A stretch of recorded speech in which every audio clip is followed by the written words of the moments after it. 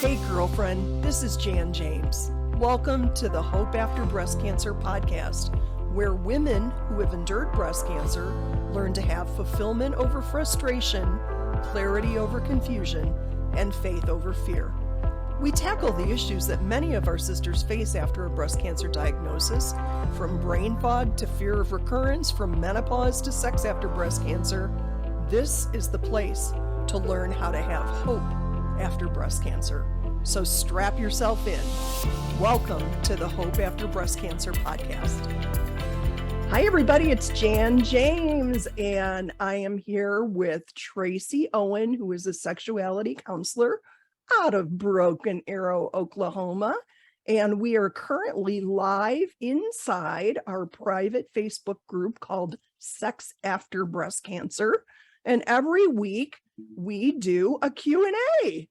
And so we're glad to be able to present that to our podcast audience as well. So how are you, Traci? Like we were just talking before the thing. So you usually come, even though I know like it's 6 p.m. your time, you are usually just bright-eyed and bushy-tailed like you just rolled out of bed at this time. Today, you're having a day. I've had a cup, so self-care, right? Like, how do I take care of myself? So I know that I've had a couple of nights of not good sleep in a row. Oh. And I'm older now, and that impacts me much heavier than it used to. I used to be able to skip by on just a few hours of sleep and be okay, but I don't do so well at that. I've been feeling stress. And so before we got started today, I just spent the last 20 minutes just stretching my body out and breathing. And I got another full glass of water because I'm behind on my fluids, and that makes me feel a little low energy. So, sister, I'm doing the things I can, but some days I just don't have quite the same amount of lead in my step. I'm with you. No, I'm with you. It's been a really crazy week for me too. So, and it's life. It's our lives these days, isn't it? Lots going on always. So it's yeah, just life, and school starting. So right, kids all kind the of mommies, the grandmommies, all of that stuff. Yeah. So exactly. Life is happening. It moves and grooves for every one of us. But Indeed. Well, I think by the time you make it to our age, we've all learned how to press through some hard days, right? You think? Yeah, we all do hard stuff. There's no question about that. Okay, I'm going to do a little bit of housekeeping. This recording is happening on August 11th, 2022. But for our Sex After Breast Cancer gals, I wanted to let you know that our dreams have come true. Traci and I have agreed that we are going to have a couples Q&A. What? A couples Q&A on Thursday, August 25th. So that's in 2 weeks from now. You have 25. You have 2 weeks to get your partner ready to come to this Q&A. And we're also going to be asking for questions from the partners. Yeah, so giddy up, okay? Because I think this is really important. I think that we've really landed, Traci, that we're going to do 1 week a month with partners, right? We just don't feel that they get a lot of information about what is happening to our bodies after we're diagnosed.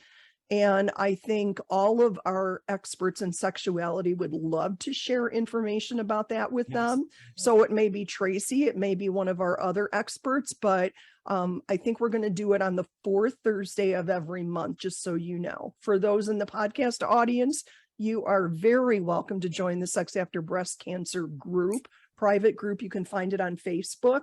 There's just a couple of questions that we ask you to answer before you join, but all of that information is kept totally confidential. It's just a matter of making sure you're part of our tribe, and we would love to have you. There's thousands.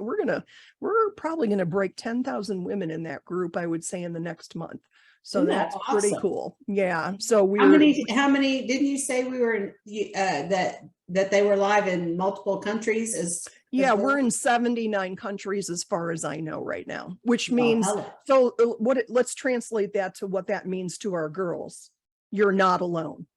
No, yeah. This problem is pervasive across the world. It's not like the oncologist or the oncology community in other countries are telling everybody what they need to know. It's not happening anywhere. So therefore they find us, which we're really excited about. So that's great.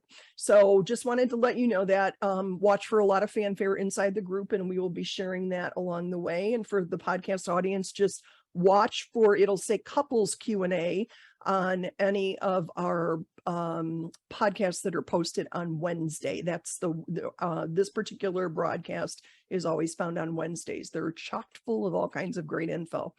Traci, you mentioned to me that you wanted to do a little bit of follow-up from our conversation last week, our sticky conversation last week. I think it was about porn, right? So do you want to take that on to start? Well, yes and no, right? Okay. Because porn and all that entails is like a great big trunk of thoughts and emotions and teachings and beliefs and values and, you know, all the sticky stuff of life. So I don't know about you ladies, but sometimes I can be a little bit of an overthinker. What?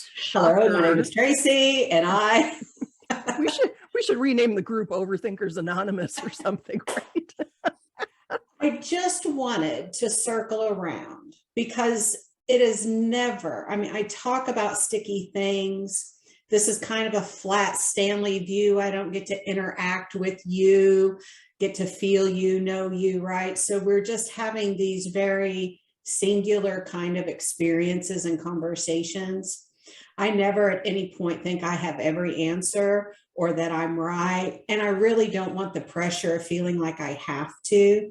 So I love it when other people step in, like, and give and share their perspective and share their opinion, because that means we're all in it together. And it's through other people's experiences and opinions and thoughts that we can grow. Right? Like I constantly hear people say things and I'm like, wow, I never really quite thought about it that way. Indeed. But the thing as a sexuality counselor, right? There's two versions. There's like Traci, the woman, the wife, right? She has an experience. There's a sexuality counselor that, you know, our goal is we never want to yuck anybody's yum, right? Like I don't want to make anybody feel bad about what makes them feel good. So I'm willing to step into all kinds of places with people just because that's what I've been asked to do. So if I stepped on any toes, that was not my intent. I think pornography is the use of any kind of tools that we have that we can bring into our bedroom, whether they be toys or videos or stories or whatever they are. I think the most important thing is that the couple has an agreement about that. And so what my husband and I agree about is going to be completely different than maybe what Jan and Greg agree on and what, you know, Joe and Jane agree on. And I'm not the girl that wants to call anybody's preference out as a negative. That's your preference, and I honor that.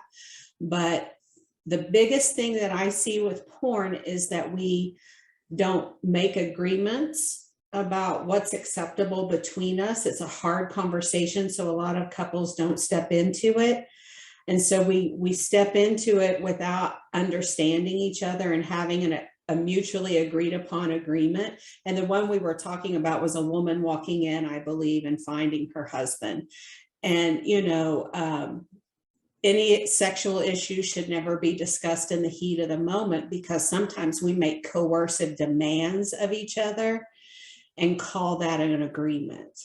And there's a difference between a coercive demand in the heat of the moment and an actual negotiated agreement between a couple. So that's really all I wanted to step in on that one, is just to always remind people of the heart that I bring to this and my complete thrilled being when other people step in it too, in the conversation with their own perspectives. I think that enriches all of us. Right. But We're having some really, really, meaty conversations about things I never personally thought I would be in conversation about.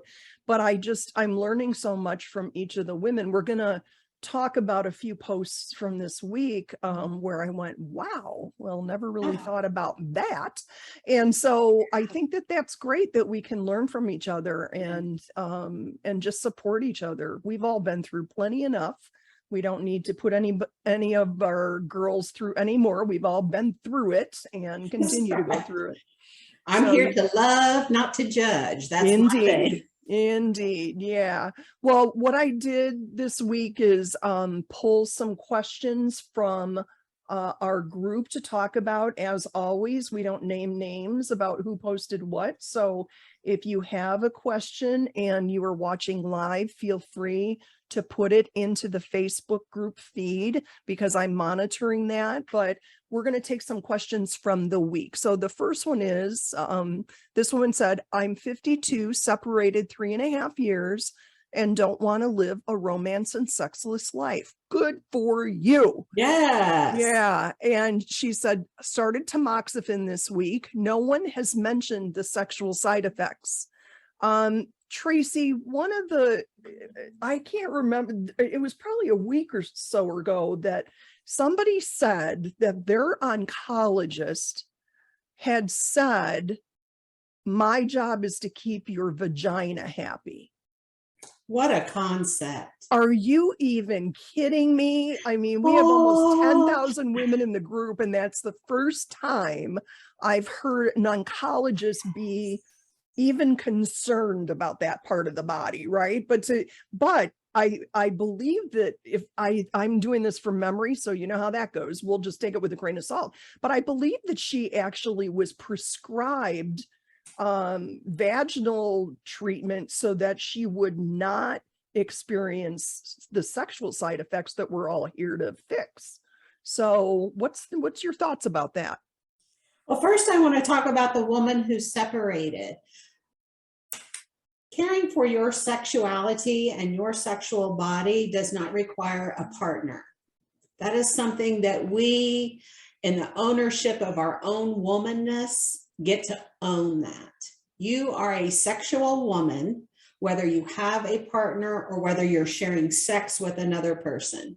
So be proactive. And here's the thing, it is so much easier to maintain vaginal health than it is to try to recover vaginal health. And so my saying to you is listen to what your body says. We know that if you start some just prophylactic, proactive vaginal hydration, maybe just do it once a week for right now and see how your body responds as you're on the tamoxifen, or maybe you just kind of keep a good assessment of things down there to find out when you need to start hydration. But there's no reason to wait for that because this is about health in your body, not about anything else. So vaginal hydration is always a good thing for any of us women when we're messing with our hormones, because so much of our urinary system, our vulva, the outside, and the vagina, the inside, and the pelvic floor muscles are also impacted by the loss of our estrogen. Tamoxifen's a little bit more protective of the genital organs over like the AIs will be for the postmenopausal woman. So I've known women who have been on tamoxifen the full time and continue to have periods and continue to make their own natural lubrication. So, you know, again, it's about knowing our body and listening to our body. So we know if you're not routinely having sex, that using a full-size vibrator routinely with penetrating that vagina and letting the vibration increase blood flow to the vagina will help maintain the vagina health in some flexibility, in the length of its accommodation and the circumference of its accommodation. So women need to have 1 to 2 penetrations a week to maintain that vaginal access. And so even if you're not inviting a partner in, you still have to have vaginal exams, right? And so that is an issue of having vaginal access and comfortable access. So my sister, single, married but not having sex, whatever the story is, that is totally separate from just caring for our bodies. And that's what I want, that's what I wish every woman would kind of embrace, is that what we do with our bodies is separate from keeping them healthy. Can you speak to when you say that every woman should be practicing vaginal hydration? Can you define that for people that haven't heard some you speak women, about it? I mean, of course, that's if women are well, even some women who are still having periods have vaginal dryness. It's hormonally related more than anything, right? So, when a woman's at the end of her period, just coming off of her period, a lot of women will notice vaginal dryness because that's where the estrogen level's down and starting to come back up again. Birth control can impact vaginal dryness. So if you have dryness or you're postmenopausal, which we know will cause some dryness, then that would be where you could do hydration. Hydration can look like vaginal estrogen. Hydration can look like oral estrogen. Hydration can look like an oral estrogen combined with a non-hormonal gel, like a Hyalogen or a Reverie. So there's all kinds of choices out there. We just want to listen to what your body tells us. And does hyaluronic acid, is that under the heading of Non-hormonal? It would be non-hormonal hydration. Non-hormonal vaginal hydration is typically some of the ones that I typically recommend have hyaluronic acid in them, because we have research out there that tells us that gives us good impact in vaginal tissues when we can't or choose not to augment with estrogen. So okay, yeah, we'll put links in the description for you guys about the things that Traci's talking about. So don't fret about grabbing a pen and paper. I will help with that later. Okay, the next question is, I've been watching the lives, thank you very much, when they talk about the Hyalogen lube and vibrators. I'm kind of bashful about this, but I talked to my husband, yay you, and he's willing to help me, yay him.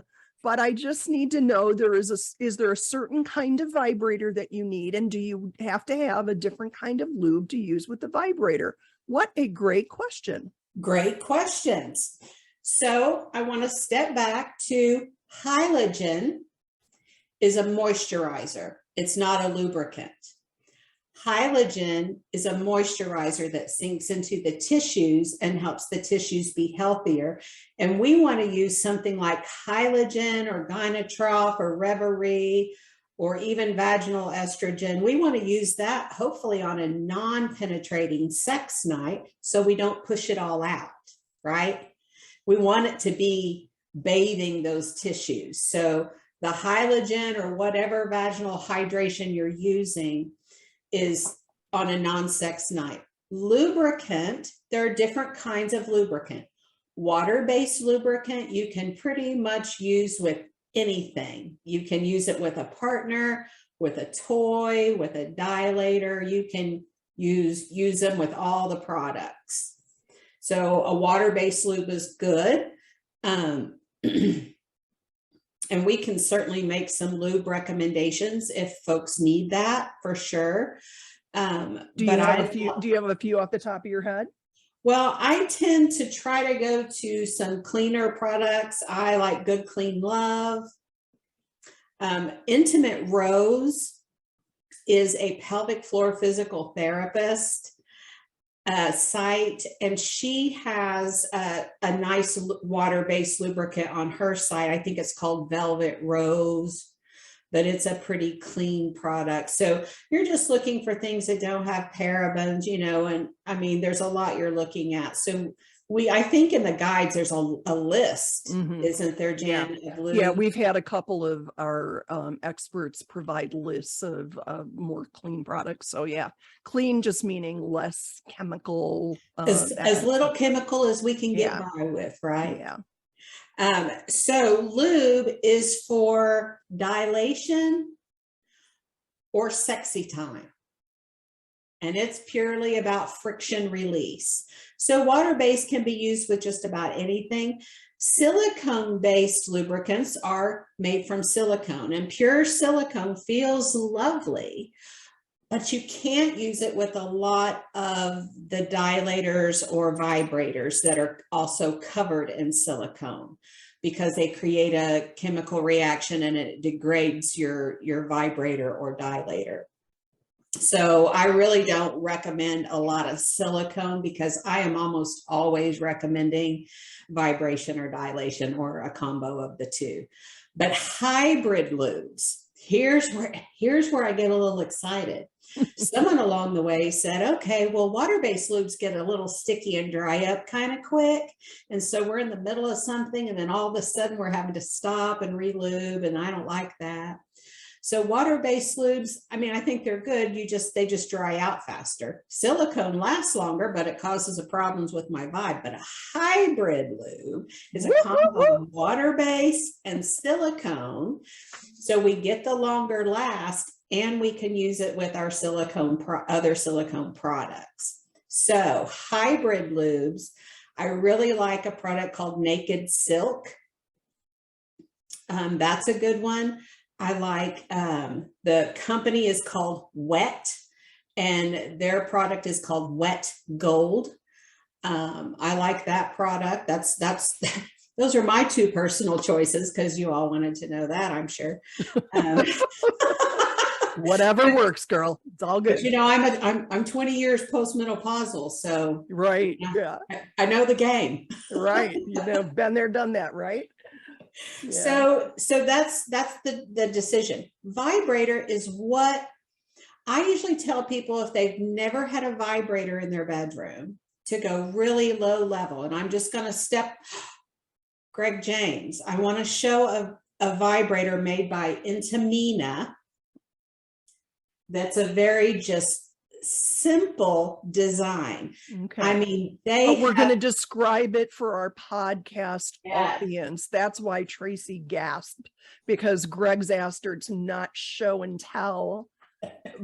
For the girls that are watching in the Sex After Breast Cancer group, it's fine, but for the podcast audience, my podcast people, it's almost like telling me not to use my hands when I talk. Right.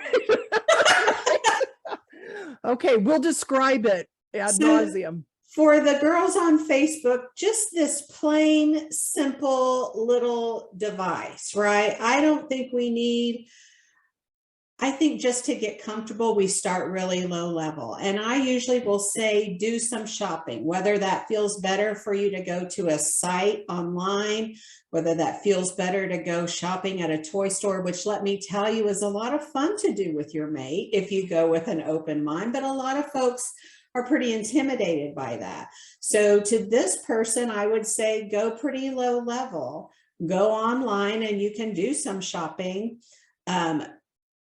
But they come with a lot of bells and whistles and attachments. And I say, if you're just learning it, then just start with a learner device and decide if it's good for you. And you can always step up the game if it's a good experience for you.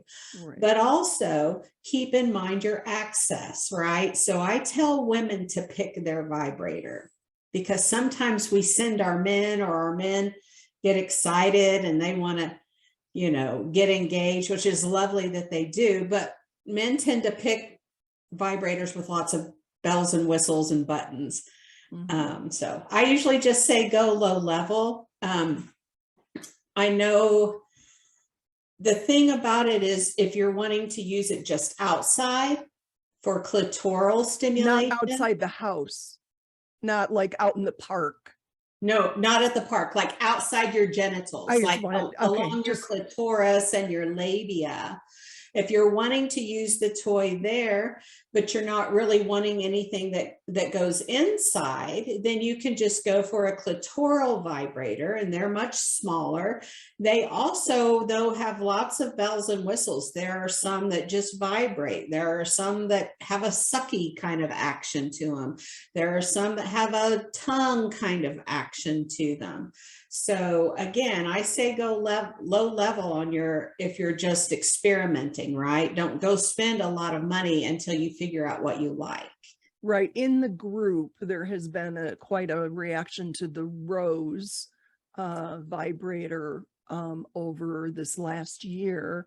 And Traci did find for us what could be an overwhelming website if you are just looking for a starter vibrator.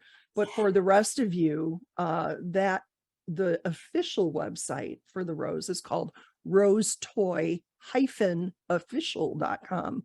And I'll put that again in the description, rosetoy-official.com. Hey, and Traci. the Rose toy has vibration and that sucky sensation that I talked about. And yeah, the Rose itself, but there are many, many models on that website. And it really is like, when I first clicked on that link, I was like, holy guacamole, that was amazing. Hey, Traci, from the group, the question is, how big is a full-size dilator? Do I need to buy a set with different sizes? That's a great question. That is a great question. So here's really how I instruct women. If sex is painful for you with your partner, then I would go for a dilator. And I like the Dr. Laura Berman dilator set because A, it vibrates, and B, it has firmer sides where you can actually do some stretching. And it has 4 different sizes, and you size a dilator based on the size of your erect partner. So you have to kind of know what size what you want to comfortably accommodate is, and then work toward it. So if a woman's having pain with intercourse, I'll say start with a dilator and let's work with your body through some dilation. And what happens when we're doing dilation, as our body is accommodating a larger and larger size, it's also helping our brain feel that our body can accommodate this without pain now, because that becomes a pretty harsh stop sign in our brain when we have pain with sex. So if you're having sexual pain, hydration for at least 2 weeks of whatever your hydration is, and then move to dilation. But I always ask women, when they get about to the place where they can accommodate their partner's size, to switch over to a more toy, so that we have a dilator for work brain and a toy for sexy time. We can accomplish the same things, but it's a brain set, right? When I see the dilator, I'm thinking I got some work to do. Mm-hmm. When I see the toy, I'm thinking I got some fun to have. So different part of our brain attaching to that, but we can use the vibrator during sexy time to help pre-lube the vagina, relax the muscles around the vagina, tell all the nerves to wake up and come to the party. Very good. Okay. We have another question from the group this week that I actually responded to, and I have a very short personal story that I just want to relate. The question was about the Rose. Has anyone experienced urethra prolapse? I just purchased the Rose and only used it a couple of times. I hope I didn't cause it by this wonderful experience. And I replied, I was just diagnosed with urethra prolapse a month ago or so. And so that really has to do with the changes in your pelvic floor muscles more than anything. Both the vaginal wall and the muscle wall behind the vaginal wall are now weaker. And so your organs just are not staying in the same places, as the way it was explained to me. Traci, is that true? I mean, do you feel like I'm saying that So correctly? urethral prolapse is also very much tied to the loss of the estrogen, which is why starting hydration early is really important. So what are things that can cause urethral prolapse? Chronic constipation, and we're constantly straining, being really overweight, being pregnant, childbirth. We even see it in younger girls, prepubescent, which is why we think there might be something to the estrogen. You know, they haven't really started producing that estrogen yet. Weak pelvic floor muscles, pelvic trauma. So there's a lot of things that can cause prolapse in and of itself. But if we, the thinking behind keeping the vagina healthy is that the bladder, the vagina, and the rectum all live right up next to each other. And if we can keep the vagina healthy, it helps us maintain our bladder where it belongs. And, you know, if your bladder, if you start having problems with your bladder and you're having to push harder to pee, then that can cause extra force in that urethra too. So first thing we're usually going to do is try to put that woman on some vaginal estrogen. And then the second thing we're going to do is try to get the walls of the vagina stronger and make sure we're managing constipation in that body. And then we're going to be looking at some pelvic floor strengthening to go with it. So it all goes hand in hand together. When you're saying strengthen the vaginal walls through what process? Through hydration. Dilation. So think about, I know we've talked about the earthworm analogy, and this fits right into it perfectly. It's that earthworm that's in the moist soil, and it's in a moist environment, right? It's happy, it's plump, it's moving around, it's very bendy, it does all the things. We take that same earthworm out of that moist environment, put it in a dry environment, and it shrinks, right? And it's just not as healthy and it's less flexible. So all of that sets us up for pelvic issues. So that's why I say to women, whether you're in a sexual relationship or not, taking care of your body is still vitally important. Very cool. One thing I did want to mention to our friends in the Sex After Breast Cancer group is I am so excited that we have added a pelvic floor therapist to our list of contributing experts who you will see in future Sex After Breast Cancer live airings. And so she's going to be a great educator for us on that. One of the things that really rang my personal bell was we were just chit-chatting, getting to know each other. And she said, you know, pelvic floor is all about bowel, bladder, sex, and balance. And I said, what? And she said it again. And I went, balance? I have been having some balance issues.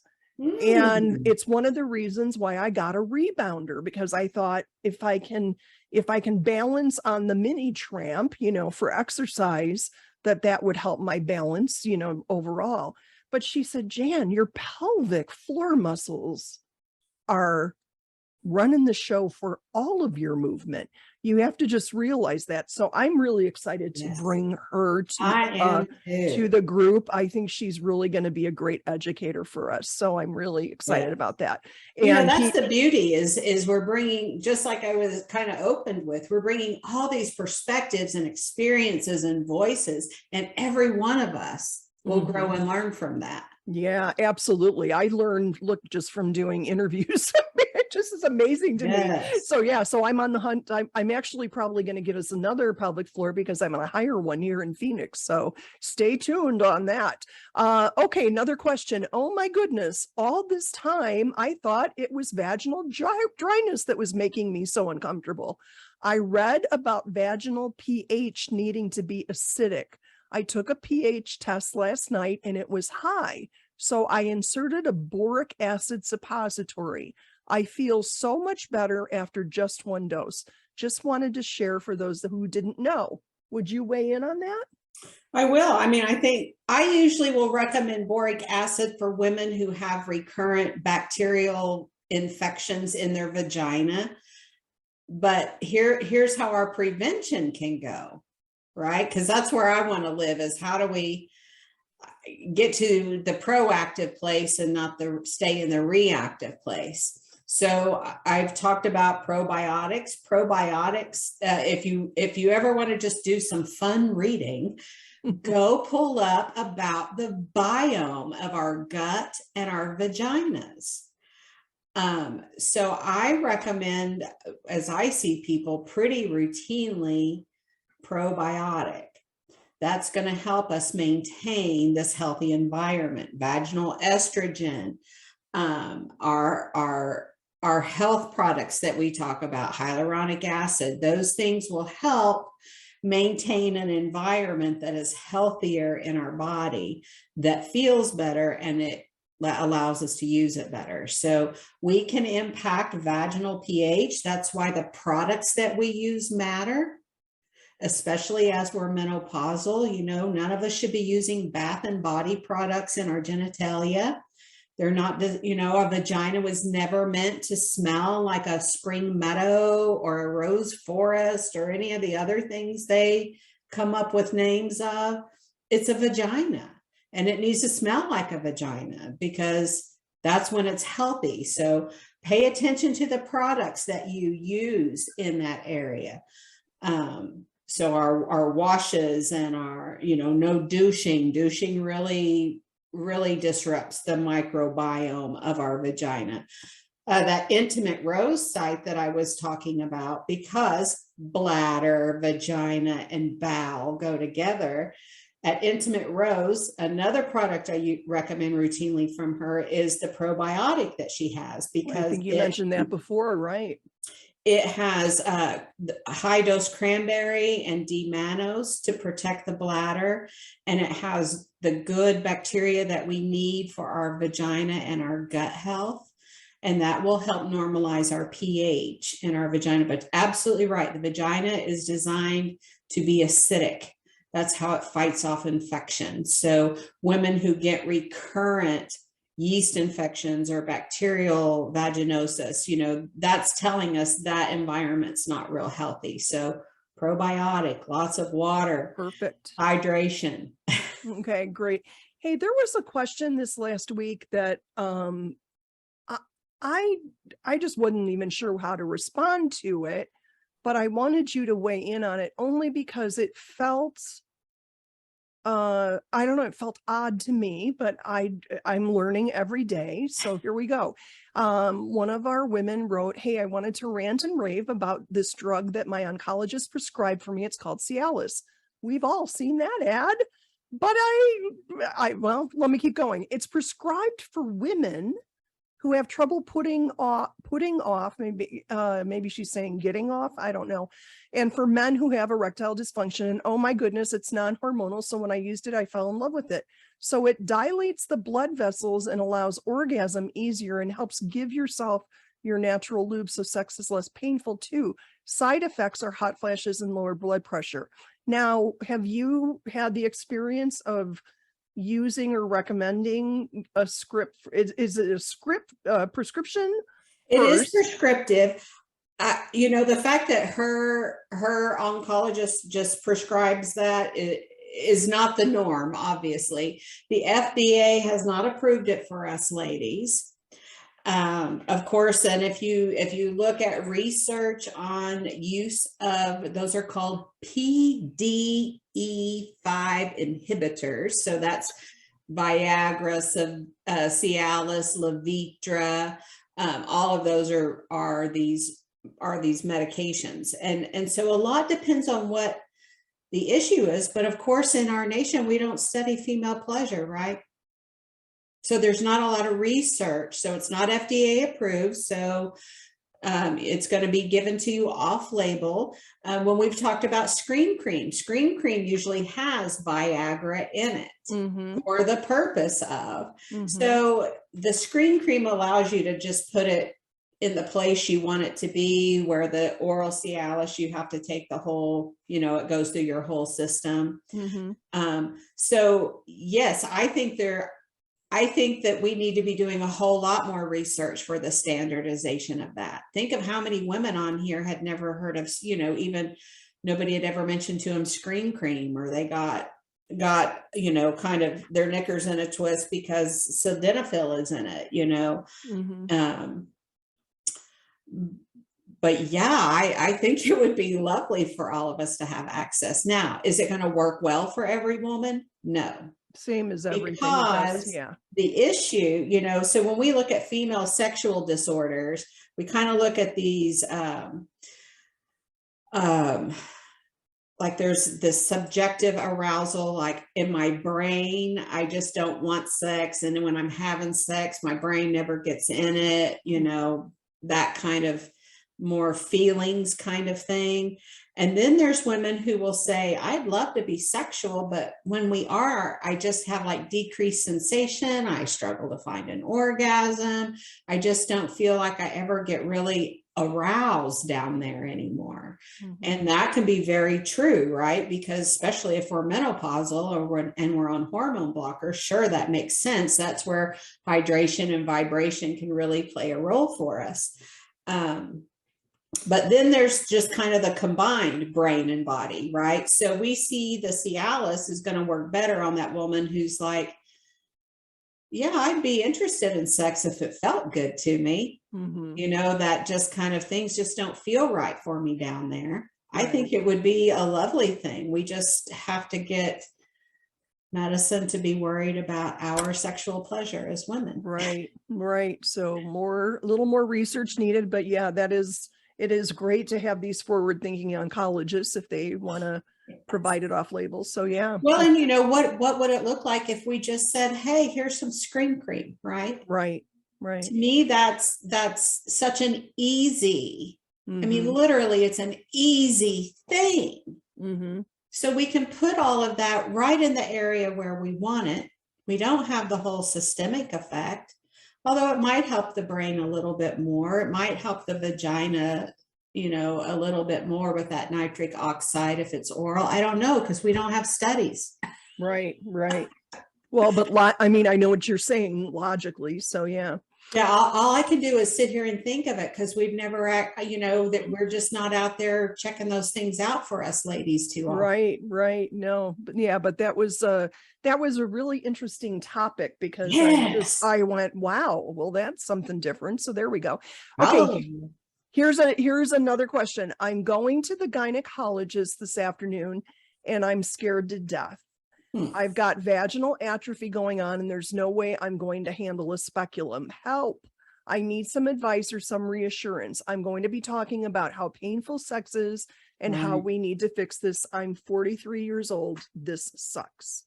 So I have to just really applaud the women in the group for coming to her aid and encouraging her about being open in conversation with her gynecologist, that children's speculum, I guess they have them. I didn't even. They're called pediatric speculums. Yep. Wow, isn't that interesting? So then you could ask for that, and certainly gynies know to use the right amount of lube and that kind of thing. But would you care to weigh in on this, my dear?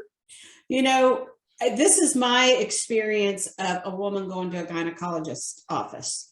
I go in, I get weighed, I get stripped, I get left in a room with my pants off. Right. The GYN comes in, is having a conversation with my pants off. And it's time driven. So the whole time I'm trying to have this conversation, they're over opening up all the stuff and getting the stuff ready or charting. And I think it's fair for us when we have beyond just the normal, I'm here to get my gynecological exam for the year. If we have things we need to talk, I think it's very appropriate, and we can be our best advocate when that person comes to get us in the waiting room to say, listen, I want to talk to the doc with my clothes on first, and then I'll get undressed for the exam. Excellent. we don't advocate for ourselves, right? No one's ever said to us, advocate for yourself. And so if I need to talk about something that's really heavy, I don't want to do that with my pants off and a thin little piece of paper over my crotch, talking to someone I may or may not know that well. I want to do that with my clothes on, where I still feel a little bit of agency and control over myself, a little less vulnerability. So I would tell that woman, when you go in, say, listen, I'm going to need a couple of minutes just to talk with my clothes on, and then I'll be perfectly willing to get undressed for that exam. I think that's excellent, excellent advice. Yeah, this is about you. And to that point too, I'm not sure if everyone is aware, but Traci has put together a really wonderful healthcare provider worksheet that you can download. It's got all kinds of things that you can check off that you want to talk with your gynecologist or your women's healthcare professional about. And Traci actually puts on there, you know, the questions that they are probably going to ask you so that you can be better prepared. You're not going to get sideswiped by questions that you weren't thinking about. So if you go to sexafterbreastcancer.com, that's our website, sexafterbreastcancer.com, and scroll to the bottom of the page, you'll see the healthcare provider worksheet, and you can just click the button to download that right to your phone or your computer. So you'll have it to take to your doctor. And we think that's going to be really helpful for you to make the best use of the time that you have with the doctor. Okay, so that's good. So thanks for putting that together, Traci. I want to talk a little bit about just what happens to our sexuality as it relates to medication, even chemo, but the AIs, tamoxifen, you know, there are all kinds of things. Some could be on blood pressure medication or antidepressants. And, you know, so one of the questions in the group was, I did a good search here and there's so many other side effects with these drugs that I'm going to be super specific with my question. Please comment below if you tried Effexor, venlafaxine, or Cymbalta, duloxetine, and did not suffer the loss of your sex drive. And if you're one of the lucky ones, what was your secret? And then another comment, I'm on Celexa for many years, sex drive's not there. Is there anything to help my libido? Is there any antidepressant that doesn't make you gain weight and give your libido back? So this is just all wrapped up in one big question about, okay, what's the deal with drugs, libido, and sex? What's going on? Well, so much of our sex is driven from our central nervous system, our brain, right? So an interesting thing was I talked to, and this was many years ago, I was talking to one of the pharmacists at Cancer Treatment Center. And I said, hey, could you make me a list of the medications that you know, predominantly impact sexual function? And 3 days go by, which is really weird for him because he's normally lickety split, you know, and 3 days go by. And he reaches out and he says, so here's the thing. Easier to. It would be easier to make a list of what does not impact sexual function. I absolutely knew where that story was headed. So, you know, anything that's main action is somewhere within the central nervous system. Antidepressants, anti-anxiety, neuropathy, seizure, you know, migraine, headaches, all those things are going to have impact in the central nervous system. So if you think about SSRI, serotonin reuptake inhibitors, right, is, you know, a whole lot of fancy words that, but SSRIs, thinking about Prozac, Zoloft, Celexa, Paxil, Lexapro, Cymbalta, all of those are known to have some pretty high impact on sexuality, and that can impact sexuality in a variety of ways. So it can impact just the overall sense of desire. And, you know, the one thought that I go back to a lecture that I was in a long time ago was, if you're replacing, you know, if we're increasing the serotonin levels in the brain, and this is just thought, right? This is just sifting through thoughts of what could be. Because I've never read this in actual hard literature, but he was saying serotonin is basically telling our brain, you're okay. Everything's fine. Your needs are met. Right? Because it's trying to level us out. And so it makes me wonder if that's the message, is that why we don't desire sex? Because our brain's already like, oh, all our needs are met here. We're golden. So decrease in sexual desire, loss of that sense of excitation with sexuality, erectile dysfunction, diminished or complete loss of orgasm. Interestingly, it can also cause something called persistent genital arousal, where you just constantly feel this response in your genitals. So I'm not sure which would be worse.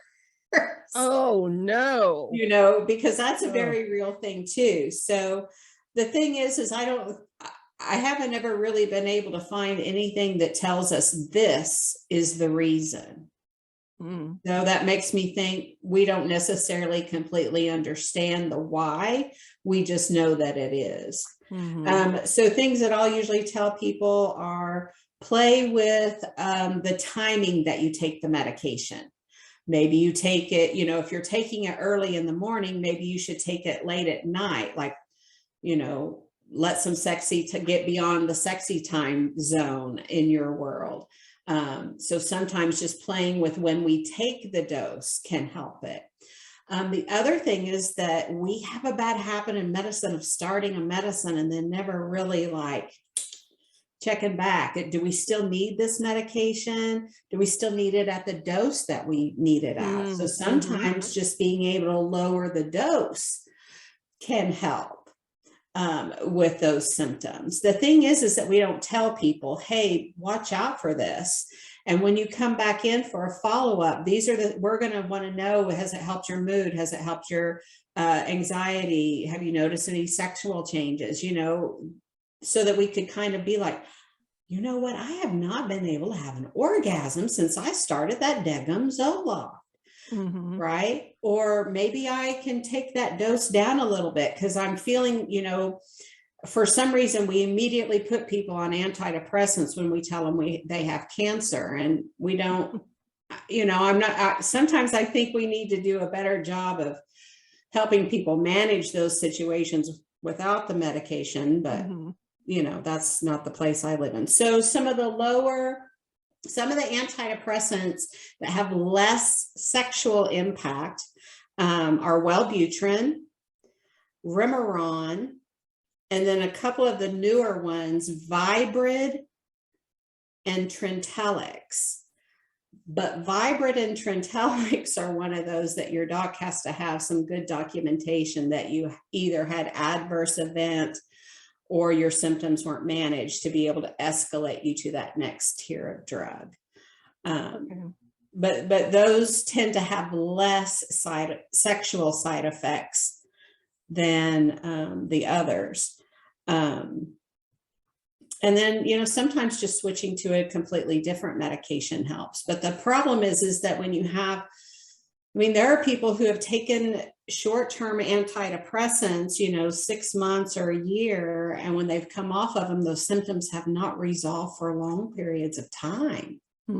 So there's, you know, I think most people recover, you know, within a few months, but that's not always the case. Some people continue to have impact. And so if you continue to have impact, then we have to look at other ways of accessing desire.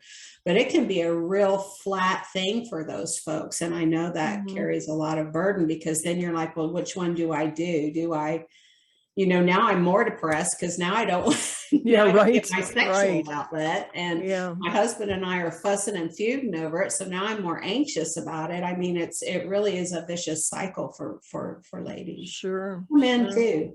Right.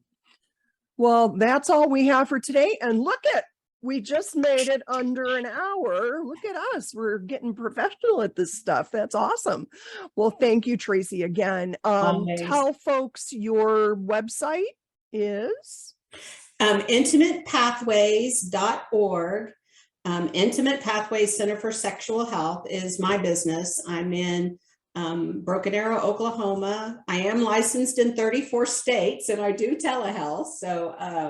So that's a great thing as opening up opportunity for folks. And you can always just schedule a 15-minute touch base with me and we can just chat about what your issues are and decide if this would be a good fit for you or not.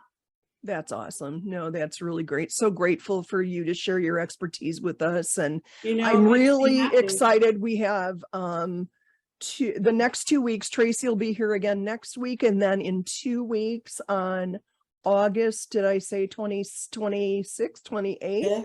25th, 25th. I wish I would have written that down. Darn it. August 25th. It's a Thursday. Okay. We will have our first couples Q&A. So for the women that are in the Sex After Breast Cancer private Facebook group, watch for a little prompting from me about what questions your partners might have for Traci. We will have a good time. We'd really love them to watch this video either live with you or on replay, either way, but we want them to hear what they need to know from the professionals. So Traci is one of those. So we'll have those on the 4th Thursday of every month. So you can tell your mate that. That'll be fun. I'm excited. Yeah, I think it'll be a blast. So yeah. And as always, everything is also going to be replayed in podcast form. So we're grateful for our podcast audience too. So thank you so much again, Traci. Thank you, everyone. Thanks. And thanks for everyone in the group for being here. We'll see you next week. This is Jan James from Hope After Breast Cancer signing off. Take care. Peace out, everyone. Bye-bye. Girlfriend, thank you so much for listening to our podcast. I hope you found some nuggets to encourage you and give you hope. Make sure you subscribe to the podcast. You never want to miss an episode. And we'd love to know how we're doing, so please be sure to leave us a review. Until next time, this is Jan James encouraging you to remember there is hope after breast cancer. See you next time.